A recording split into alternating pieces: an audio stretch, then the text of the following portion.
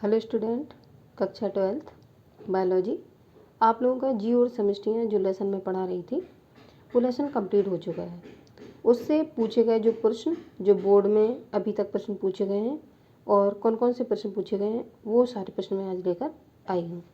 अगर आप लोगों ने नोट्स बनाए होंगे तो आप इन क्वेश्चनों का आंसर इजीली कर पाएंगे। आइए देखते हैं। पहला मल्टीपल चॉइस का क्वेश्चन, लाइकेंस में फंगस तंतु पोषण प्राप्त करते हैं। 2019 में प्रश्न पूछा गया था। वायु से, शैवाल से, मिट्टी के कार्बनिक पदार्थों से, उपर्युक्त में से कोई नहीं। तो मैंने आपको ये जो सहजीवन क्रिया पढ़ाई थी या धनात्मक क्रियाओं में जो टॉपिक पढ़ाया था उसमें मैंने आपको बताया था कि लाइकेन में फंगस और ये शैवाल दोनों आपस में रहते हैं, जिसको हम माइकोराइजा कवक मूल के सहसंबंध के नाम से जानते हैं। इस प्रकार से लाइकेंस में फंगस तंतु पोषण प्राप्त करते हैं किससे? शैवाल से, क्योंकि शैवाल में क्लोरोफिल प्रेजेंट होगा और ये अपना भोजन बनाने में स्वयं सक्षम होता है। ऐसी पारस्परिक क्रिया दूसरा, जिसमें एक जाति को लाभ होता है तथा दूसरी जाति को ना लाभ होता है और ना ही हानि होती है, उसे कहते हैं। तो ये भी प्रश्न मैंने आपको धनात्मक क्रियाओं के अंतर्गत कराया था, जिसमें आपका आंसर होगा सहभोजता। सहभोजता में मैंने आपको उदाहरण के माध्यम से समझाने का प्रयास किया था। कई एपिफिटिक प्लांट्स होते हैं जो दूसरों के सहारे से उगते तो हैं लेकिन अपना भोजन बनाने में स्वयं सक्षम होते हैं। तो दूसरे प्लांटों को उनसे कोई हानि नहीं होती है, तो ना ही दूसरे प्लांट को हानि होती है ना ही लाभ होता है। तो ऐसी क्रिया सहभोजता के नाम से जानी जाती है। अगला प्रश्न, चिकनी मिट्टी के कणों का व्यास होता है। यूपी बोर्ड 18 में प्रश्न पूछा गया था। आर्द्रताग्राही जल, केस का जल, चिकनी मिट्टी के कणों का व्यास होता है। यूपी बोर्ड 18 में प्रश्न पूछा गया था।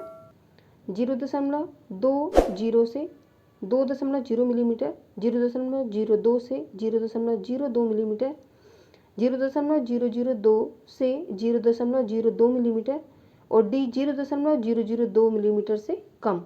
तो ये आपका आंसर राइट है, जिसमें 0.002 मिलीमीटर से कणों का जो मिट्टी का व्यास होता है वो कम होता है। इकोटोन है एक प्रदूषित क्षेत्र, किसी झील का तल, दो समुदायों के बीच का अंतरण क्षेत्र, विकास करते समुदाय का क्षेत्र। तो इकोटोन ये आपका शॉर्ट क्वेश्चन है, मैं आगे इसको विस्तार समझाने का प्रयास करूंगी आप लोगों को। इकोटोन वह स्थान होता है जहाँ दो समुदाय एक दूसरे के बीच में मिलते हैं या अंतरण, उस क्षेत्र उसी को हम कहते हैं। तो ये सही हुआ। इकोटोन में दो समुदाय, जैसे आपके अलग अलग दो समुदाय हैं, जलीय पारितंत्र है और शुष्क पारितंत्र है, उसी के बीच अगर दलदली क्षेत्र भी आता है और दो जो समुदाय होते हैं आपस में मिल जाते हैं, तो ऐसी क्रिया इकोटोन के नाम से जानी जाती है। अगला, समुद्र किनारे उगने वाले पादप कहलाते हैं जलोद्भिद, शुष्कोद्भिद, होलोफाइट और समोद्भिद। ये क्वेश्चन लॉन्ग में मैंने इसलिए नहीं पढ़ा है क्योंकि ये क्वेश्चन आप लोगों के सिलेबस से रिमूव हो चुके हैं। शॉर्ट ये पूछे गए थे इसलिए मैंने शॉर्ट इसमें डाल दिए हैं। समुद्र के किनारे उगने वाले पादप कहलाते हैं तो वो होलोफाइट कहलाते हैं, इंग्लिश में कहते हैं, या इसी को हिंदी में कहते हैं लवणोद्भिद। लवणोद्भिद।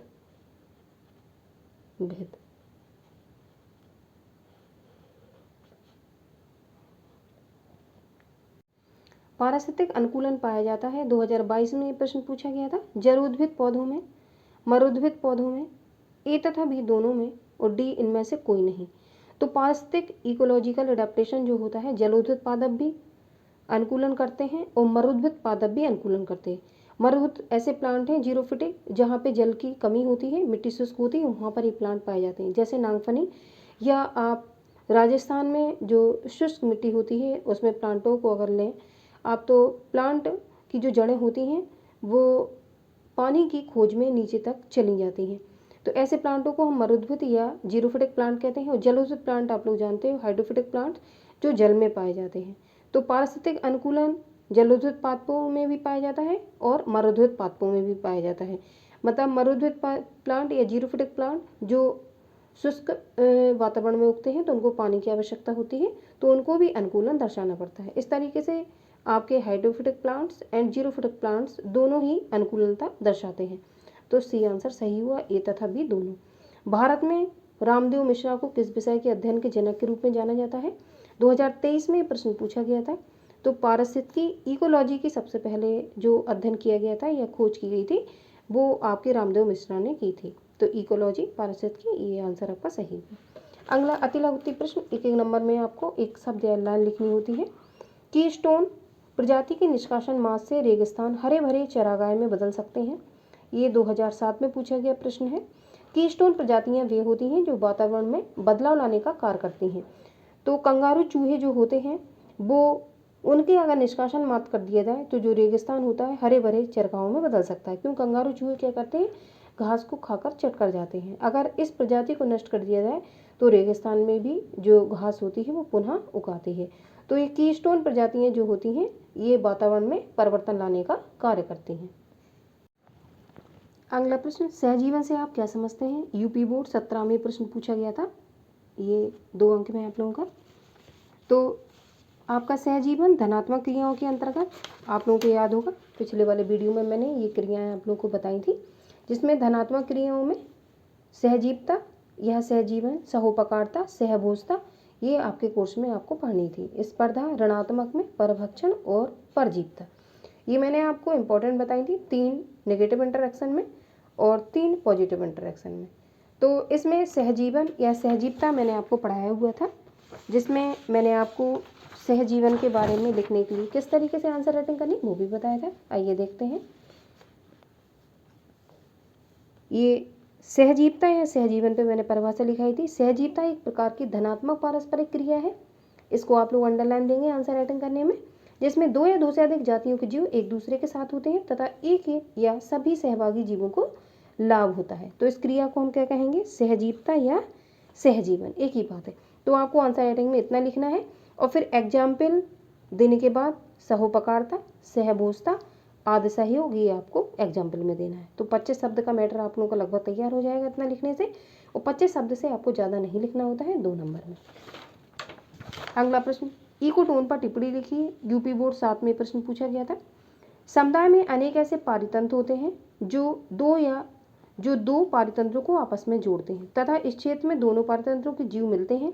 इस क्षेत्र को संक्रमित क्षेत्र, हिंदी में, इंग्लिश में इकोटोन कहते हैं। कहने का मतलब हुआ समुदाय जहाँ पे बहुत सारी जातियों के जीव एक साथ रहते हैं और जीवन यापन करते हैं, उसको हम समुदाय कहते हैं।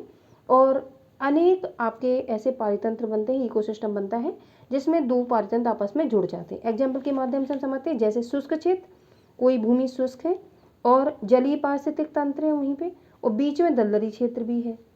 तो इस तरीके से 2 जब आपके इकोटोन आपस में या 2 पारितंत्र आपस में जब जुड़ जाएंगे तो इस व्यवस्था को हम इकोटोन के नाम से जानते हैं। अगला प्रश्न, भारत में पारिस्थितिकी के जनक किसे कहते हैं? 2020 में प्रश्न पूछा गया था, तो अभी मल्टीपल चॉइस में भी प्रश्न आया हुआ था। भारत में प्रोफेसर आर मिश्रा को पारिस्थितिकी का जनक कहा जाता है। अगला प्रश्न, 2 कीट भक्षी पौधों के नाम लिखिए। यूपी बोर्ड 15 में प्रश्न पूछा गया था। मैंने आपको जब ऋणात्मक क्रियाएं पढ़ाई थी और धनात्मक क्रियाएं पढ़ाई थी तब उसमें प्रश्न पढ़ाया था।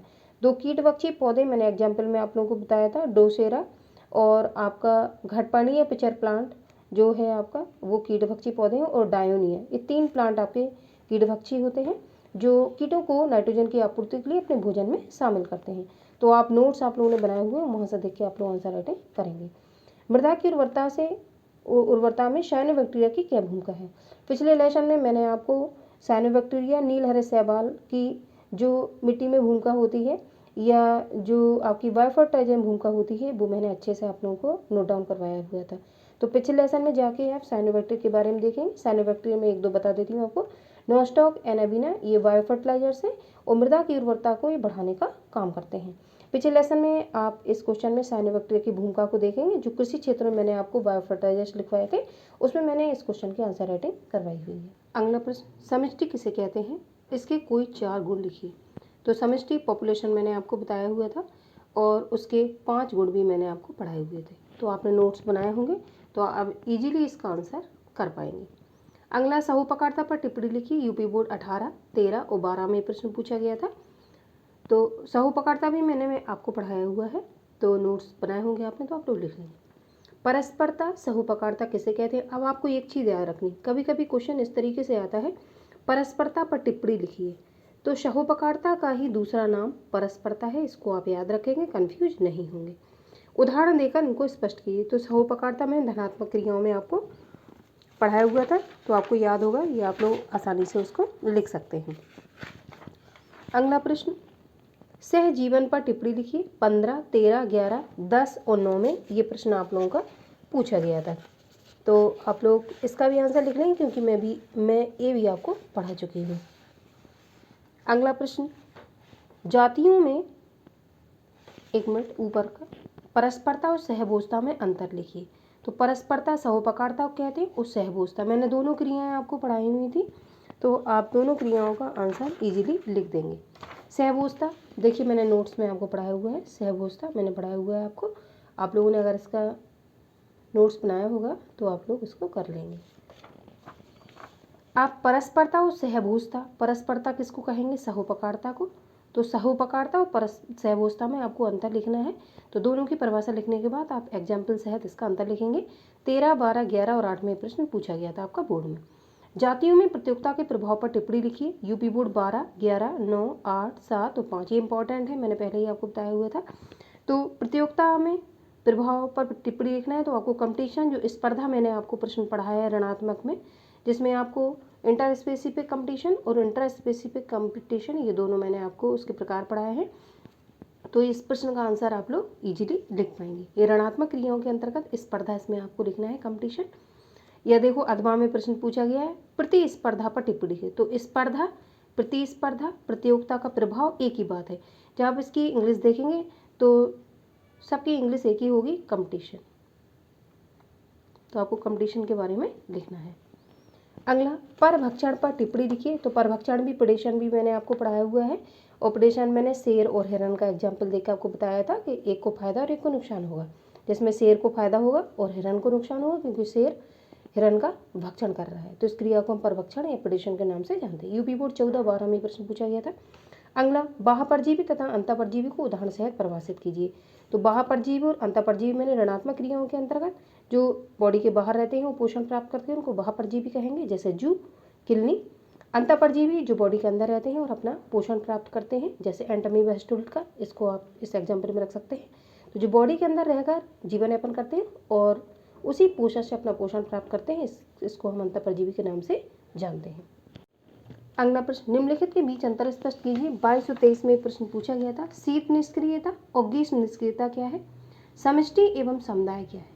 ये आपको अंतर लिखने थे दो क्रियाओं में। तो शीत निष्क्रियता और ग्रीष्म निष्क्रियता में अंतर देखते हैं। शीत निष्क्रियता, जिसको हम शीत को ठंड कहते हैं, और ग्रीष्म निष्क्रियता, जिसमें ग्रीष्म को हम गर्मी कहते हैं। इंग्लिश में इसको हाइबरनेशन कहते हैं, और ग्रीष्म निष्क्रियता को हम एस्टिवेशन कहते हैं। शीत निष्क्रियता में क्या होता है, यह जीवमुखी लंबी शीत निद्रा है। इस प्रसूतावस्था में उपापचयी क्रियाएं मंद हो जाती हैं। आपने देखा होगा कई बार बहुत सारे जंतु आपको दिखाई देते हैं एनवायरनमेंट में, और कई बार वो आपको नहीं दिखते हैं और ऐसा लगता है बहुत दिनों से गायब है। तो जब ठंड का समय होता है तो उनकी जो बॉडी होती है वो रेस्टिंग पीरियड में चली जाती है और अपना बचाव करने के लिए वो बिलों में छिपे रहते हैं। तो इस क्रिया में क्या होता है, जीवों की लंबी शीत निद्रा है। जब उनको ठंड का ज़्यादा एहसास होता है तो वो जंतु क्या है, छिप जाते हैं। कहाँ पे, बिलों में। इस प्रसुप्तावस्था कहते हैं रेस्टिंग पीरियड को, ठीक है, या सुप्तावस्था, रेस्टिंग पीरियड में उपापचयी क्रियाएं, इनकी बॉडी की जो क्रियाएं होंगी वो मंद हो जाएंगी, जैसे मेढक, छिपकली, कुछ स्तनधारी जैसे ध्रुवीय भालू। ठीक है, जब ठंड अधिक पड़ती है पोल्स पर तो जो भालू होता है, ठीक है, वो भी। आप ग्रीष्म निष्क्रियता क्या है, इसको यह लंबी ग्रीष्म निद्रा के परिचय कई बार देखा हो, गर्मियों में जीव जंतु गायब हो जाते हैं, वो गर्मी सह नहीं कर पाते हैं। इस प्रसुप्तावस्था में भी उपचय क्रिया की कैसी मंद हो जाती है। जैसे उभयचर, जो जल और स्थल दोनों जगह रहते हैं उनको उभयचर कहते हैं, एम्फीबियंस कहते हैं, जैसे मेढक। तो गर्मियों के टाइम में ये नहीं आपको दिखाई देते हैं। तो इस क्रिया को हम क्या कहते हैं, ग्रीष्म निष्क्रियता। अगला, समष्टि, जैसा कि प्रश्न में समष्टि और समुदाय पूछे गए हैं। समष्टि क्या है, किसी निश्चित भौगोलिक क्षेत्र में दिए गए समय पर रहने वाले एक ही जाति के जीवों की संख्या जो समान संसाधनों का उपयोग अथवा उनके लिए प्रतिस्पर्धा करती है, समष्टि कहलाती है। क्या मतलब हुआ, समष्टि या पॉपुलेशन या जीवों की संख्या, ठीक है। उस व्यवस्था को हम कहते हैं जहाँ पे समान जाति के जीव रहते हैं और सीमित संसाधनों का या समान संसाधनों का यूज करते हैं और आपस में प्रतिस्पर्धा भी दर्शाते हैं। इस क्रिया को हम समष्टि के नाम से जानते हैं। अब जैव समुदाय कम्युनिटी क्या है? किसी निश्चित भौगोलिक क्षेत्र में पाए जाने वाले सभी प्रकार के जीवों की समष्टि। एक समुदाय आपस में पारस्परिक क्रिया करने वाली तथा एक ही पर्यावरण में रहने वाली समष्टियों का समूह समुदाय कहलाता है। कहने का मतलब हुआ है निश्चित भौगोलिक क्षेत्र में सभी प्रकार के जीवों की जब बहुत सारी समष्टियाँ आपस में मिल जाएंगी तो उस स्थान को आप जैव समुदाय या कम्युनिटी के नाम से जानते हैं। तो या तो आप ये वाली परिभाषा तैयार कर लीजिए या फिर ऊपर वाली सिंपल लग रही तो ऊपर मैंने अथवा बीच में लिखा हुआ कोई एक तैयार करनी है तो ये या तो ये। अगला छद्मावरण को उपयुक्त उदाहरण सहित परिभाषित कीजिए। ये 2022 में ये प्रश्न आप लोगों से पूछा गया था बोर्ड में। छद्मावरण कैमोफ्लेज किसी जंतु द्वारा अपने रंग या आकृति के आधार पर परिवेश में घुल-मिल जाने का ऐसा तरीका जिससे उसे आसानी से पहचाना ना जा सके छद्मावरण कहलाता है। आपने देखा होगा गिरगिट को, कैमलियन को, तो गिरगिट क्या करता है? परिवेश में आने पर अपना रंग परिवर्तित कर देता है जिसके कारण वो शत्रुओं से बचा रहता है। वो आसानी से उसका शत्रु शिकार नहीं कर पाते हैं। टिड्डे को आपने देखा होगा, टिड्डा भी ग्रीन कलर का होता है। वो भी आसानी से अगर पत्ते पर बैठा हुआ हो या पेड़ पे तो उसको भी आसानी से नहीं पहचाना जा सकता है। इस क्रिया को हम छद्मावरण कहते हैं जिससे जंतु अपना शिकार होने से खुद को बचा पाते हैं। अब मैंने एक एग्जाम्पल आपको दिया हुआ है, इसमें देखिए उदाहरण। मोनार तितली में विशेष रसायन की उपस्थिति के कारण यह परभक्षियों को स्वाधीन लगती है, इस कारण यह परभक्षियों से बची रहती है। तो मोनार तितली जो होती है उसको जब कोई परभक्षी खाता है तो वो एक रसायन का उद्दीपन करती है जिससे वो परभक्षियों को ऐसी टेस्टलेस लगती है जिसके कारण परभक्षी उसको मारता ही नहीं है। इस क्रिया के कारण वो मोनार तितली जो होती है वो परिवेश में सुरक्षित रहती है और शिकारी या शिकार होने से बच जाती है। अगला प्रश्न, बहुऊष्मी तथा आंतरोष्मी में अंतर लिखिए। यूपी बोर्ड 2022 में ये प्रश्न पूछा गया था। बहुऊष्मी एक्जोथर्मिक और आंतरोष्मी एंडोथर्मिक जंतुओं को हम कहते हैं। बहुऊष्मी में क्या होता है? शीत रुधिर वाले प्राणी के शरीर का ताप वातावरण के ताप के अनुसार बदलता रहता है। जो ठंडे रुधिर वाले जंतु होते हैं उनका जो शरीर का टेम्परेचर होता है वातावरण के अनुसार वो क्या उसको चेंज करते रहते हैं। यह उपापचयी ऊष्मा के बजाय पर्यावरण से प्राप्त ऊष्मा पर निर्भर करते हैं। ये प्राणी प्रायः शीत और ग्रीष्म निष्क्रियता के फलस्वरूप प्रतिकूल वातावरण में भी जीवित रहते हैं, जैसे उभयचर जो जल और स्थल दोनों स्थानों पर पाए जाते हैं। सरीसृप, रेप्टाइल्स वर्ग के जंतु आदि प्राणी ये आपके बहुऊष्मी या एक्जोथर्मिक जंतु कहलाएंगे। और जो एंडोथर्मिक जंतु होंगे वो गर्म रुधिर वाले प्राणियों के शरीर का ताप वातावरणीय ताप से प्रभावित नहीं होता है। ये शरीर की उपपचय क्रियाओं द्वारा प्राप्त ऊष्मा से अपने शरीर का ताप नियमन करते रहते हैं। जैसे पक्षी ये गर्म रुधिर वाले होते हैं और अपने बॉडी के टेम्परेचर के अनुसार एनवायरनमेंट के टेम्परेचर को ये ठीक है सह पाते हैं। और स्तनी वर्ग के प्राणी और इसी में आपका मनुष्य आ जाएगा। मनुष्य भी गर्म और ठंडी सभी जो आपके टेम्परेचर होते हैं उनको सहने में सक्षम होता है। तो इस क्रिया को जो गर्म रुधिर वाले प्राणी होते हैं और शरीर का ताप वातावरण के ताप से प्रभावित इनका नहीं होता है। ये शरीर की उपपचय क्रियाओं द्वारा प्राप्त ऊष्मा से अपने शरीर के ताप का नियमन करते रहते हैं। इसमें एग्जाम्पल में आपको पक्षी याद रखना है, एवीज, स्तनी वर्ग के प्राणी और मनुष्य भी इसी में आ जाएगा। ठीक है, तो मनुष्य आंतरोष्मी या एंडोथर्मिक जंतु है। बहुऊष्मी में जो शीत रुधिर वाले जंतु रहेंगे वो वातावरण के ताप के अनुसार बदलते रहते हैं। ऐसे जंतुओं के आपको उदाहरण याद रखने हैं। जो एक्जोथर्मिक जंतु हैं उभयचर, सरीसृप वर्ग के प्राणी आदि। और जो एंडोथर्मिक जंतु उसमें पक्षी, स्तनी वर्ग और मनुष्य आ जाएगा आपका। ये लेसन आपका फिनिश हो चुका है विथ थ्योरी और विथ जो आपके PYQ क्वेश्चन थे जो यूपी बोर्ड में पूछे गए, मैंने सारा कुछ करा दिया। इसके बाद मैं नया लेसन आपका इकोसिस्टम पढ़ाऊंगी, इस यूनिट का सेकंड लेसन जो है। आप लोग नोट्स बनाते जाइए। आप जिस तरीके से मैं आपको पढ़ा रही हूँ अगर आप डेली नोट डाउन करते हैं और PYQ जो मैं सॉल्व करवा रही हूँ वो भी आप करते हैं तो आपको कहीं से कुछ भी पढ़ने की ज़रूरत नहीं पड़ेगी। 65 नंबर का पेपर मैं आपको यहीं से फंसवाऊँगी। 4-5 नंबर की मैं गारंटी नहीं दे सकती हूँ, लेकिन 65 नंबर से ऊपर का प्रश्न पत्र आपका यूपी बोर्ड में मेरे पढ़ाने से ही फंसेगा, जिस तरीके से मैं पढ़ा रही हूँ आप लोग।